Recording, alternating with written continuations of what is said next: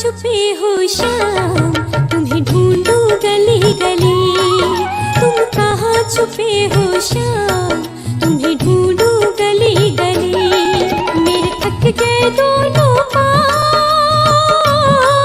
मेरे थक गए दोनों पाँव, तुम्हें ढूंढूं गली गली।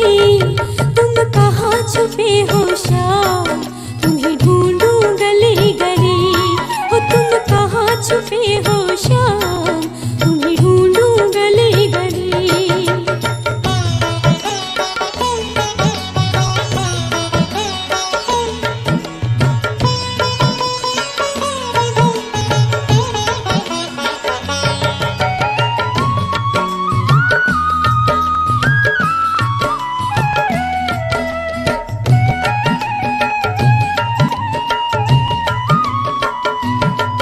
तुम्हें ढूंढ ही लूंगी सवरिया, ले जाऊंगी जमुना पार।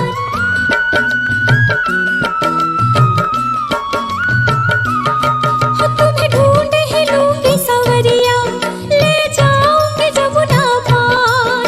वहाँ खड़ी है राधा प्यारी, करके 16 सिंगार। अब दरस दिखा घनश्याम, हो अब दरस दिखा घनश्याम।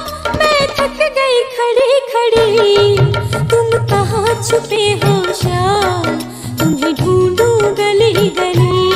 हो तुम कहाँ छुपे हो श्याम, तुम्हें ढूंढूं गली गली।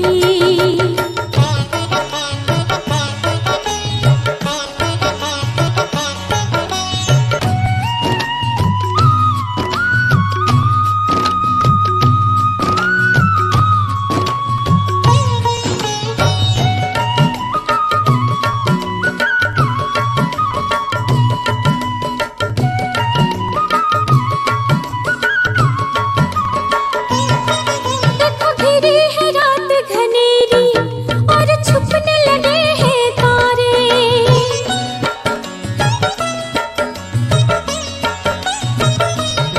हाँ देखो घिरी है रात घनेरी, और छुपने लगे हैं तारे। वहाँ छुप छुप राधा रोए, आंचल में मुखड़ा छुपाए। तेरी सुन के मुरलिया कान, तेरी सुन के मुरलिया कान। मैं खो गई खड़ी खड़ी, तुम कहाँ छुपे हो श्याम, तुम्हें ढूंढूं गली गली। तुम कहाँ छुपे हो श्याम, तुम्हें ढूंढूं गली गली। तुम्हें ढूंढूं गली गली। तुम कहाँ छुपे हो श्याम, तुम्हें ढूंढूं गली गली। तुम्हें ढूंढूं गली गली।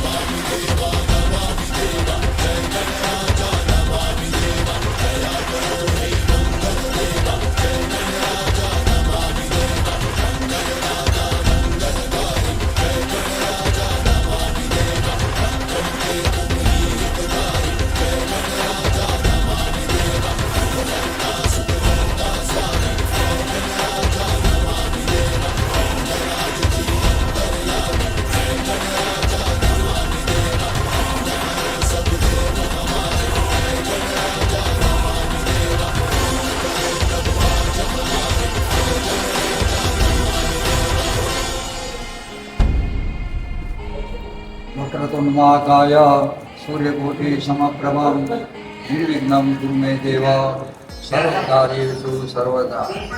જે ગણેશ ભગવાન છે એ વિઘ્નનો નાશ કરનારા અને સુખ શાંતિ ઐશ્વર્ય આપવાવાળા, જેને સંતાન ન હોય એને સંતાન આપવાવાળા એવા મહા ગણેશ ભગવાન છે. સુમુખ ચૈરદંતશ્ચ કપિલો ગજકર્ણક લંબોદરસ્ય વિકટો વિઘ્નનાશો વિનાયક ધૂમકેતુ ગણાધક્ષો બાલચંદ્રો ગજાનનો દ્વાદશેતાય નામાન્ય વિદ્યારમૈવાય ચ પ્રવેશે નિગમે સંગ્રામ સંકટે ચૈવ વિઘ્ન તસ્ય નિજાય. આ પ્રમાણે ગણેશ ભગવાન એ વિઘ્નનો નાશ કરવા ભગવાન શ્રી રામ છે.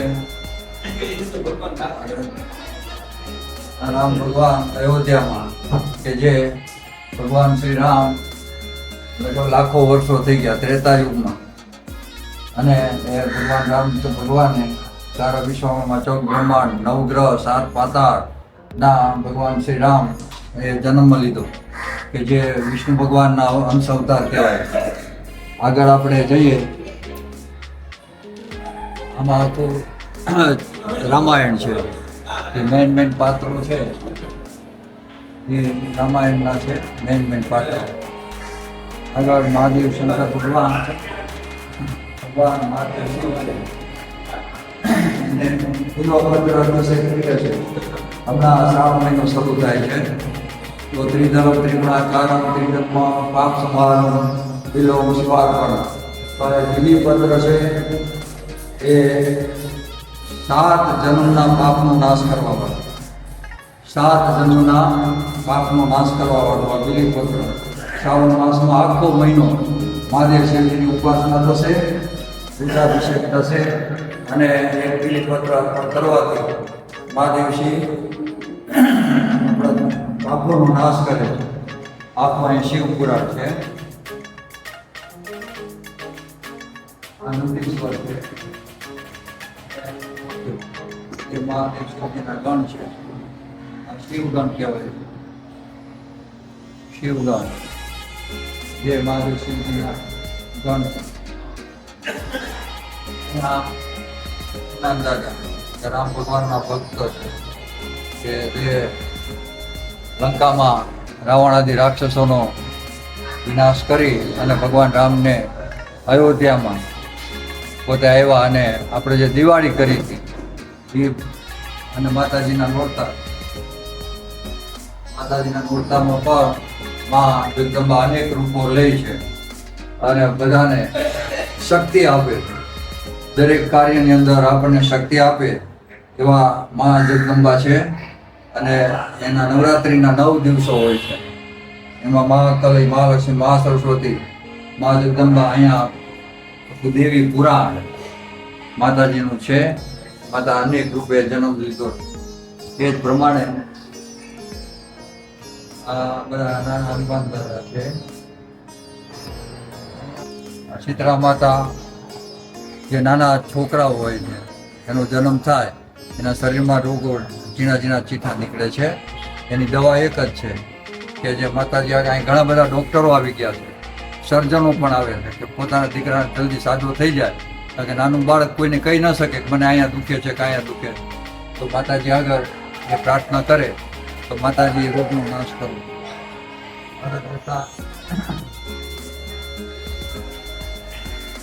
પછી એકવાર તુલસી વિવાહ આવે. એ તુલસીના દર્શન કરવાથી પણ આપણે જીવનની અંદર સુખ શાંતિ ઐશ્વર્ય મળે છે. જેના લગ્ન ન થતા હોય તો તુલસી વિવાહના દર્શન કરે તો એના લગ્ન થઈ જાય છે. અહીંયા ગાયોમાં 33 કરોડ દેવતાઓનો વાસ છે અને પિતૃઓના મોક્ષાર્થે પણ ગાય માતા જરૂરી. અહીંયા વડ છે, વડ સાવિત્રીનું વ્રત બહેનો કરતા હોય છે અને 5 વર્ષનું વ્રત હોય. પોતાના પતિ માટે, પોતાના સંતાનો માટે વ્રત કરે. આ બધું પીપળો છે. આ પીપળો છે એ પણ મૃત્યુ પામે તો બધા એમ કે પિતૃઓ એને આપણા સુખ શાંતિ આપે છે અને પિતૃઓ આપણે ઉપર રાજી રહીને કૃપાને આશીર્વાદ આપે. આ પ્રમાણે શિખરબંધ આ મંદિરો છે કે જે તમે લાઈવ જોઈ શકો છો કે જે શિવ મંદિર, શક્તિ મંદિર, માતાજીનું મંદિર, રામ ભગવાનનું મંદિર, અને આ પ્રમાણે હમણાં ચતુર્માસ ચાલે છે. ચતુર્માસમાં 4 મહિના વિષ્ણુ ભગવાન પાતાળમાં જતા રહે છે અને એની બધી જવાબદારી મહાદેવ શંકર આગળ છે. તો આ ચતુર્માસનું ખૂબ મહત્ત્વ છે. માણસો એમાં એકટાણા નિયમો લે અને એ ચતુર્માસ દરમિયાન માણસો સુખ શાંતિ લેવા માટે, કારણ કે વિષ્ણુ ભગવાન તો પાતાળમાં છે, તો બધી જવાબદારી કોને આપવી? તો મહાદેવ શિવજીના આગળ બધી જવાબદારી મહાદેવ શિવજી આગળ છે. તો આ પ્રમાણે આપણો ધર્મ અત્યારે ચતુર્માસ ચાલે છે. પછી શ્રાવણ મહિનો શરૂ થશે અને શ્રાવણ મહિનામાં આખો મહિનો મહાદેવ શિવજીની ઉપાસના કરવાનો. એમાં ભગવાન કૃષ્ણનો જન્મ થાય છે. એ શ્રાવણ વદ આઠમના દિવસે કૃષ્ણ ભગવાનનો જન્મ થાય. તો આ પ્રમાણે આપણા અન્ય ઘણા બધા દેવળોનું ખૂબ મહત્ત્વ રહ્યું છે. ચતુર્માસ નિમિત્તે શુભેચ્છાઓ પાઠવું છું. જય શ્રી રામ.